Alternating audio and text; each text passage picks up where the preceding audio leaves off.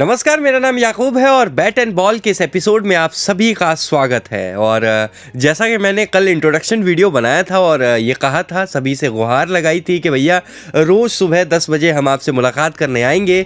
बहुत सारी बातें हैं, बहुत सारी क्रिकेट की अपडेट्स हैं मेरे पास और साथ साथ में कुछ ऐसी भी चीज़ें हैं जिसे सुनने के बाद भाई साहब आपको लिटरली बहुत ज़्यादा मज़ा आने वाला है। तो भैया मुझे तो ये चीज़ें जानकर, रीड करके और समझ कर, जो पहले मैं अभी रीडिंग करके आया हूँ, जान के आया हूँ, बहुत मज़ा आया और मुझे पूरी आशा है कि आप लोगों को भी खूब मज़ा आएगा। लेकिन उससे पहले एक और इम्पॉर्टेंट चीज़ मैं आपको बता दूं कि भाई साहब इधर पाकिस्तान और उधर ऑस्ट्रेलिया, मतलब दोनों की अगर मैं बात करूं तो प्रॉब्लम आ रही है यार। दोनों की बड़ी प्रॉब्लम क्रिएट हो रही है। आखिरी बार आपको याद होगा चैंपियंस ट्रॉफी 2017 में हम लोगों ने देखा था, जिसमें पाकिस्तान जो है वो भारत को हरा दिया था, मतलब वो जीत गए थे गलती से। वो एक ही आईसीसी का कोई टूर्नामेंट था जहां पाकिस्तान जो है वो गलती से भारत से जीत गया था। हालांकि पहले बल्लेबाजी करते हुए 338 या 337 के करीब बनाए थे। लेकिन बड़ा सवाल ये है कि पाकिस्तान टीम की तरफ से ओपनिंग कौन करने आएगा भाई साहब। अगर आपने ओपनिंग में 50 ओवर का मैच होगा, वनडे इंटरनेशनल है, यदि बाबर आजम को यहाँ पर अगर आप ओपनिंग करवाते हैं फ़खर जमान के साथ, तो बड़ी प्रॉब्लम हो जाएगी भैया। फिर आपके मिडिल ऑर्डर में कौन से बल्लेबाज हैं, फिर आपके जब गहराई में जाएंगे फिनिशर कौन है आपके पास। सैम अयूब को हो सकता है कि खिलाया जाए, और हालांकि चैंपियंस ट्रॉफी में है वो, लेकिन प्रॉब्लम सबसे बड़ी ये है ना कि सर, हम यदि किसी को रख रहे हैं तो उसकी मेन वजह क्या है और वो प्लेयर किस पोजीशन पे खेलेगा। फॉर एग्जांपल, आपने बाबर आजम को रख लिया है ओपनिंग में, और बाबर आजम और फ़खर जमान ओपनिंग में बल्लेबाजी करने आते हैं। लेकिन चैंपियंस ट्रॉफी में भैया जब बाबर आजम ही शुरुआत में आ गए, आपकी रीढ़ की हड्डी टीम की वही एक खिलाड़ी है, वो आ गया, उसके बाद फिर आप रिजवान जो कि कैप्टनसी कर रहे हैं, उन्हें थोड़ा ना खिलाओगे यार। मतलब वो नंबर 3 पे आ गए, यहाँ तक बात मुझे क्लियर है। नंबर 4 पर आप किसको रखोगे, नंबर 5 पे आप किसको रखोगे।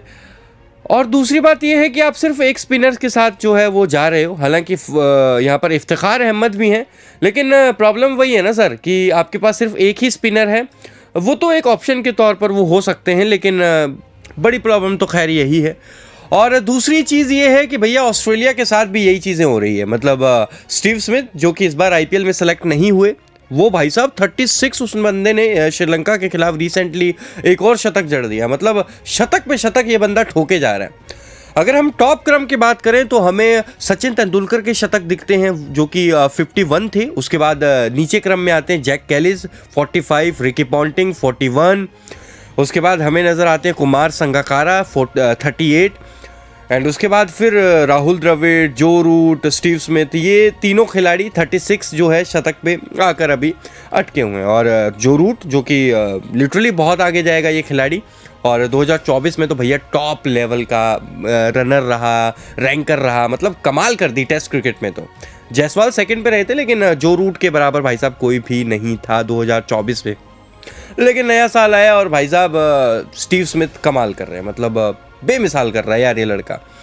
और इस बार बड़ा मतलब माइंड में एकदम कंसर्न चल रहा है कि यार पैट कमिंस जो है वो ऑस्ट्रेलिया में नहीं है, वो चोट के कारण बाहर हो गए हैं। और कैप्टनसी अब कौन करेगा, क्या ट्रेविस हेड या फिर स्टीव स्मिथ। देखिए कहानी जो है वो according to me Steve Smith हो सकते हैं ऑस्ट्रेलिया के नए कप्तान, क्योंकि वो भाई साहब क्या बेहतरीन, उन्होंने भी पहले भी बहुत बार कैप्टनसी की और बहुत आक्रामक है वो। मतलब कैप्टनसी में भी कमाल के हैं और बल्लेबाजी में तो भैया वो मतलब आड़े टेढ़े जिस तरीक़ा है खेलने का, जो सलीक़ा है, वो भी अपने आप में कमाल का है।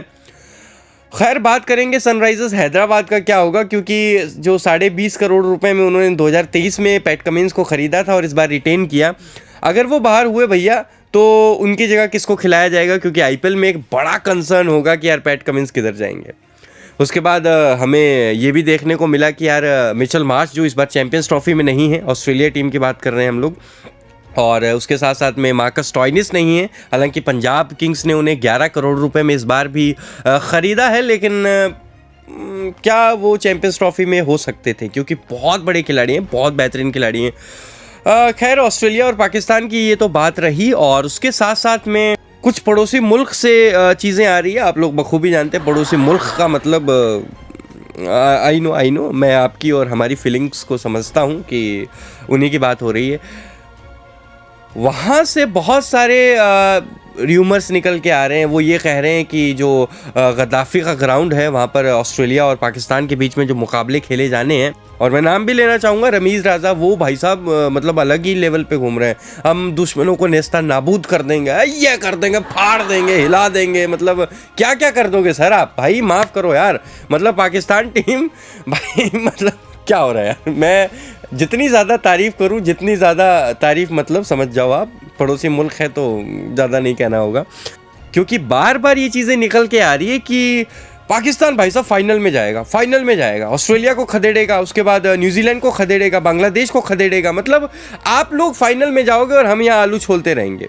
और रमीज़ राजा के साथ साथ बहुत सारे और भी पूर्व क्रिकेटर पाकिस्तानियों ने कहा कि इंडिया वर्सेस पाकिस्तान का फाइनल हो सकता है या फिर पाकिस्तान वर्सेस ऑस्ट्रेलिया का फाइनल हो सकता है चैंपियंस ट्रॉफी में। ये भाई साहब मतलब क्या बोलूं यार, मेरे पास शब्द कम पड़ जाते हैं यार। मतलब आप अगर इस तरह की सिचुएशन लाएंगे तो भैया फिर हमारे लिए बड़ी कठिनाई हो जाएगी यार। सो मैं ये रिक्वेस्ट करना चाहता हूं कि बैट एंड बॉल के इस एपिसोड में आप लोग लगातार जुड़े रहें। रोज़ सुबह 10 बजे मैं आपको बहुत ही कमाल की बेहतरीन इन्फॉर्मेशन लेकर आता हूं। लेकिन क्या हो यार, मतलब चैंपियंस ट्रॉफी से पहले कितना कुछ है जो हमें देखने को मिल रहा है, कितनी कहानियां गढ़ी जा रही हैं, कितने र्यूमर्स फैलाए जा रहे हैं। और पड़ोसी मुल्क को भाई प्रणाम, दंडवत प्रणाम, लेट कर भाई साहब मत करो यार। ये जो पहले र्यूमर्स फैला रहे हो पाकिस्तान फाइनल में जाएगा, ये हो जाएगा, ये ना हो भैया कि पहली ऑस्ट्रेलिया के साथ जो खेलेगा वहीं पर ही हार जाए। पहले ग्राउंड ढंग से रेडी कर लो, क्योंकि कराची का ग्राउंड मैंने सुना अभी ढंग से रेडी हुआ नहीं है। तो एक नए एपिसोड में आपसे फिर मुलाकात होगी, तब तक के लिए बहुत बहुत धन्यवाद, मिलते हैं।